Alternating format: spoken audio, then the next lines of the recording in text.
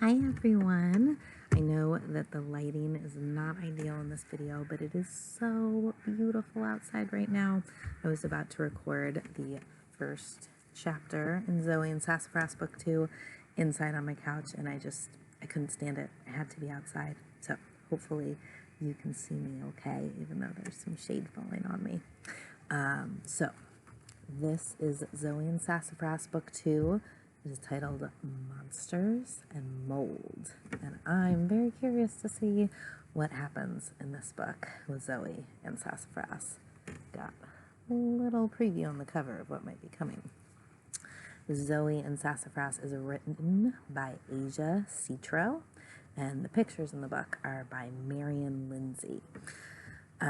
So I am going to make each chapter one video. I might record several at a time some days, so it'll be up to you and your grown-ups to decide how fast you want to watch it, but I'll make each one its own video. So if you want to kind of savor it and have that cliffhanger in between chapters, you can do that.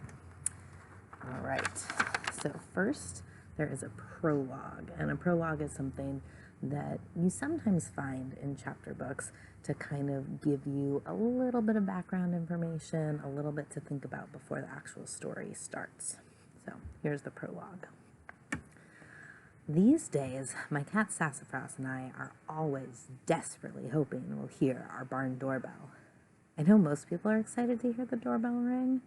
It might mean a present or package delivery or a friend showing up to play. But our doorbell is even more exciting than that. If you remember why their doorbell is so exciting, you might be connecting right now. Because it's a magic doorbell. When it rings, it means there's a magical animal waiting outside our barn. A magical animal who needs our help. My mom's been helping them basically her whole life, and now I get to help too.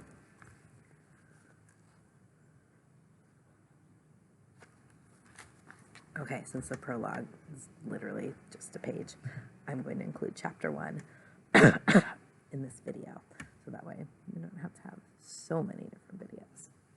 Chapter 1 is called The Bread Experiments. Splurk! I laughed. The sound of the moldy bread squishing inside the Ziploc bag was super gross. So I poked the bag again. Splurk! My cat jumped up on the table to see what I was doing. A cool breeze from the window ruffled his fluffy fur, and he squinted through the sunlight. Splurk! He jumped backward and hissed.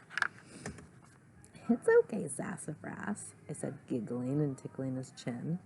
The mold is sealed inside the bag. It won't get you, kitty. My cat didn't look convinced. It's actually really cool. I'm running 2 experiments with the old bread Mom found. See? I said and pointed across the room. That experiment over there is testing whether wet bread molds faster than dry bread. I poked the bag on the table again. And this one is testing whether warm bread molds faster than cold bread. That's why it's here in the sun. Sassafras poked a toe at the bag and wrinkled his nose. Hopefully you can see that okay. Sorry, I have a tickle in my throat. There are other bags in the fridge and freezer, but they don't have any mold yet, which means this one is much more fun to look at. Don't you think, kitty? Sassafras scrunched up his face and jumped off the table. I guess he didn't enjoy these mold experiments as much as I did. Maybe he was too busy hoping the magic doorbell would ring.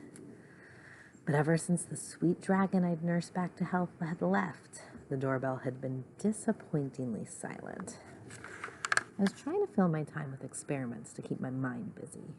Working on science was way more fun than sitting outside my mom's office waiting and waiting and waiting for the sound of the magic doorbell. I sighed. Outside the window there was a rustling in the bushes. Sassafras leapt onto the table. He pointed his ears toward our backyard and held very still, listening.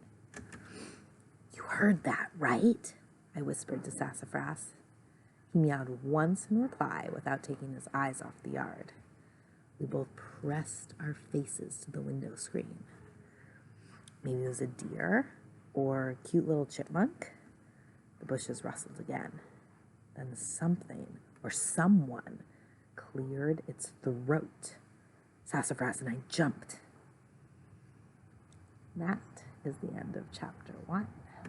So I have a question for you. Zoey talked about what she was trying to fill her time with to keep her mind busy. So you right now are in a really unusual situation where you're home from school and you're doing learning at home and you're going about your days at home instead of at school.